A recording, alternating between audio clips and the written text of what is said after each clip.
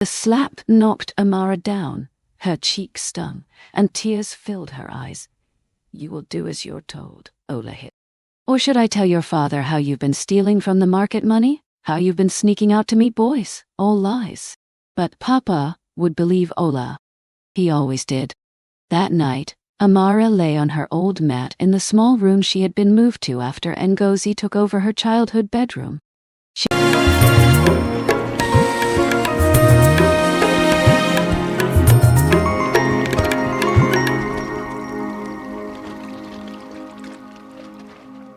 The red dust danced around Amara's feet as she stood under the mango tree, the same one where her mom used to braid her hair while singing old Igbo lullabies. That was 7 years ago, before the fever took Mama, before everything changed. "Amara! Amara!" The sharp voice sliced through the afternoon heat like a machete through sugarcane. "You lazy, useless girl! Where's my water?" Amara's hands shook as she grabbed the clay pot. She was 16 now, but felt so much older. Her stepmother, Ola, had come just 6 months after Mama's funeral, dressed in fancy Ankara print and making promises of love. Papa had been so sad, overwhelmed with the responsibility of raising a 9-year-old daughter all by himself. Those promises disappeared like morning mist. Inside the small compound in Enugu, Ola sat like a queen on the only cushioned chair, fanning herself dramatically. Her daughter, Ngozi, lounged next to her, both of them looking at Amara with the same look of disgust. "It took you this long to get water?" Ola grabbed the pot. "Your mother, God rest her soul, must be turning in her grave, seeing what a worthless daughter she raised." Amara bit her lip until she tasted blood. She had learned not to reply. Talking back led to beatings, and Papa was never home to see them. He drove his taxi from dawn to dusk, working hard to support Ola's expensive habits. "Ngozi needs a new dress for the church anniversary," Ola said. "You'll take the money your father left for your school fees and—" "No." The word slipped out before Amara could stop it. Ola's eyes narrowed. "What did you say?" "I said no, Ma. That money is for my wake exams. I need to—" The slap knocked Amara down. Her cheek stung, and tears filled her eyes. "You will do as you're told," Ola hit. "Or should I tell your father how you've been stealing from the market money? How you've been sneaking out to meet boys? All lies." But Papa would believe Ola. He always did. That night, Amara lay on her old mat in the small room she had been moved to after Ngozi took over her childhood bedroom. She could hear Ola's voice through the thin walls, sweet as syrup, as she talked to Papa. "The girl is getting rebellious, my husband. Maybe she needs discipline. Stronger discipline." Amara buried her face in her pillow, which was made from Mama's old wrapper that still smelled like her. In that moment, she made a choice.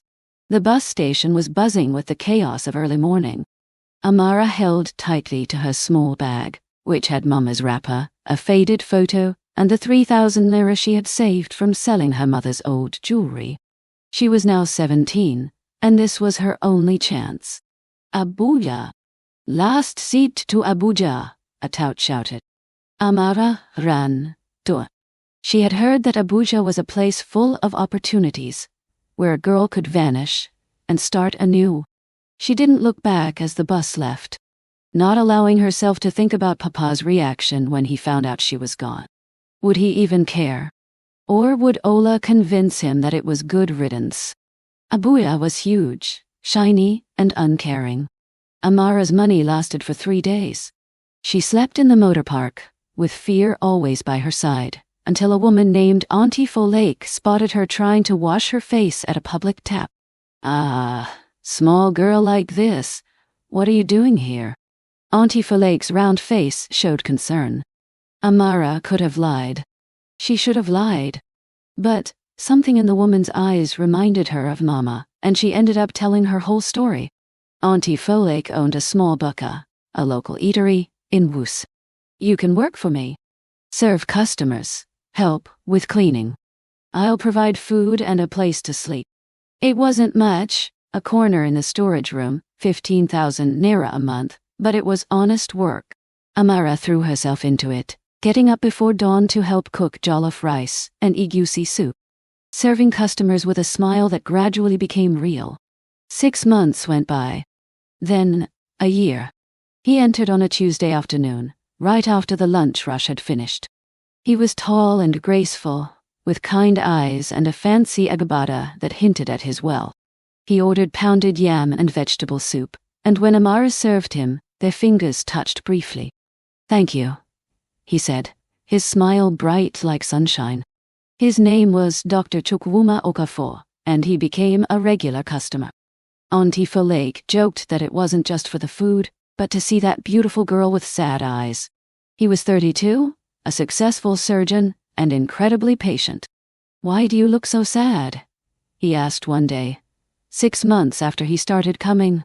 Amara shook her head. "Old ghosts, tell me about them," and slowly, over the weeks, she began to share. The kind doctor listened without judging her, and his interest grew into something more. When he finally invited her to dinner, Auntie Folake practically dressed her herself. "This one has good character," she whispered. "I've been watching him, not like those Lagos boys with pretty faces and empty pockets." Their courtship was gentle and respectful.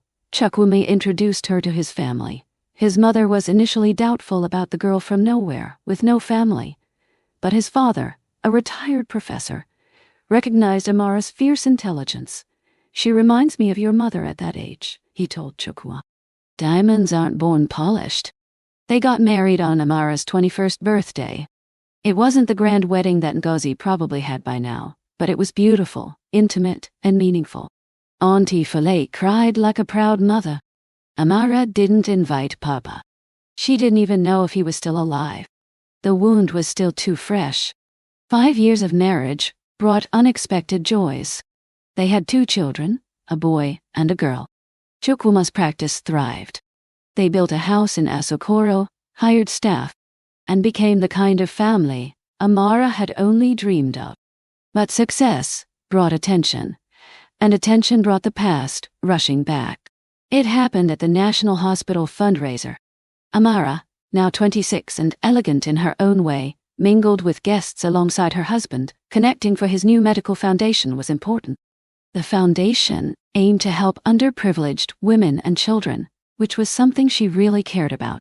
"Mrs. Okafor?" A voice came, unsure and in disbelief. Amara turned, and everything felt different. Papa was there, looking older than his age, with slumped shoulders and tired eyes. Behind him was Ola, no longer the scary woman from Amara's dreams, but thin and worn, her fancy clothes now just a faded dress. "Amara, is that really you?" Papa's voice was shaky. Time seemed to freeze. The champagne glass in Amara's hand shook. Chukwuma stood beside her, calm and supportive. "Who are these people?" he asked gently. Before Amara could answer, Ola dropped to her knees. "Please," she said softly, tears, real tears, flowing down her cheeks. "Please, Amara, we need your help." The story unfolded in Papa's hospital room 2 days later. After Amara left, Papa finally understood Ola's true character. Ngozi, who was spoiled and entitled, had gotten pregnant at 18 by a married man who left her. The shame pushed Papa to confront Ola about how she treated Amara. "I stood up for her," Papa said, his voice heavy with sorrow. Ola Kine. "I stood up for her against my own daughter. When you vanished, I thought you ran off with some boy." That's what she told me. I believed her. He found out the truth a year later, when he discovered Amara's school certificates hidden in Ola's room. Certificates that Ola had claimed Amara burned in anger. The realization shattered him. "I drove my taxi looking for you. I searched every girl your age. I asked around. I prayed." His hands, worn and shaking, reached for hers. "Then my health got worse, diabetes. I had to sell the taxi to pay for my medicine." Ola, now without comfort, finally shared her own story. A bitter woman who lost her first husband and son in 1 year, who married Papa for safety, and who had taken out her anger and sadness on an innocent girl. "I have no excuse," Ola said, when Amara finally agreed to see her. They sat in the hospital garden, the older woman unable to meet her eyes. I was cruel. Wicked. I saw your mother's love in your face. The way your father still loved her memory, and I hated you for it. You took my childhood, Amara said quietly. I know. Ola's tears fell freely now. I took everything, and now I'm here begging from the child I abused. What kind of woman does that make me? A desperate one. They sat in silence. Somewhere inside the hospital, Chukwuma was examining Papa, who needed dialysis. Expensive, ongoing, life-sustaining dialysis. Ngozi, now 24 with a 6-year-old daughter, worked 3 jobs and still couldn't make ends meet. Amara thought of Mama, of the kindness she'd embodied, of the last thing she'd said before the fever claimed her. Amara, my precious girl, bitterness is a poison you drink hoping others will die. Whatever happens, choose love. Always choose love. That night, Amara stood in her children's room, watching them sleep. Chukwuma found her there. What are you thinking? He asked. Mama used to say that hurt people hurt people. Ola was drowning in her own pain, and she pulled me under with her. She turned to her husband. But I survived. I have everything: love, family, security. And they have nothing. You want to help them? It wasn't a question. He knew her heart. I want to be free, she said. Free of the bitterness. If I turn them away, I become what she was, someone who punishes others for their pain. Chukwuma pulled her close. Then we help. The foundation can cover your father's treatment. There's a position at my clinic for someone to manage patient records, and Ngozi could train for it. And your stepmother can work in our home, Amara finished. Not as family. Not yet. But as staff. She can help with the children, the housekeeping. On probation. He raised an eyebrow. You're sure? No, Amara admitted. I'm terrified. But I'm also tired of carrying this weight. Mama would want me to give it a shot. The setup surprised everyone. Papa cried when Chukwuma shared the treatment plan. At first, Ngozi was doubtful, but she slowly warmed up when Amara helped her sign up for evening classes at the Polytechnic. Why? Ngozi questioned one night. After all my mother did? Because you are not your mother, Amara answered. And your daughter deserves more than the cycle we were given. But Ola was the true challenge. The first month was torture. Every time Amara spotted her stepmother in the house, old wounds reopened. She recoiled when Ola reached for her kids, battling the urge to examine every action for sabotage. Then one night, Amara's daughter, Kioma, got sick with a high fever.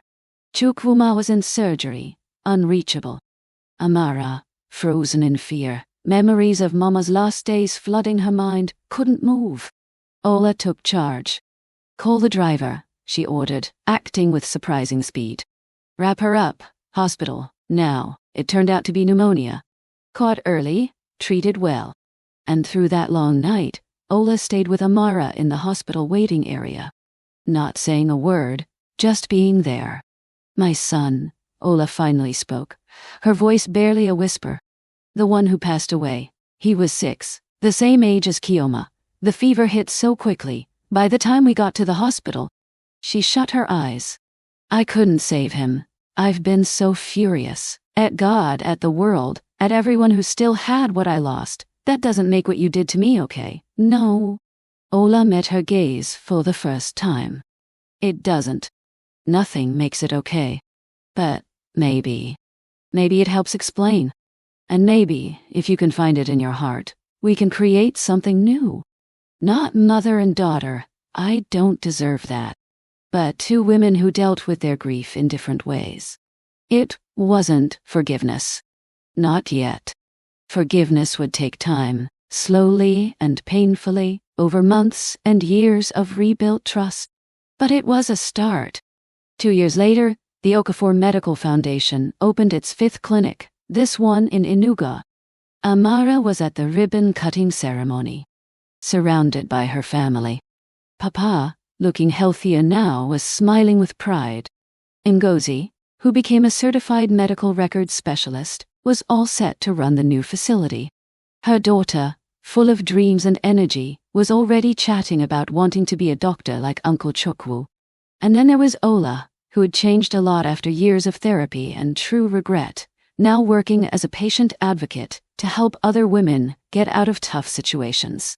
"This one's for Mama," Amara said to Chukwuma as they cut the ribbon together. "And for the girl who survived," he answered, giving her a kiss on the forehead.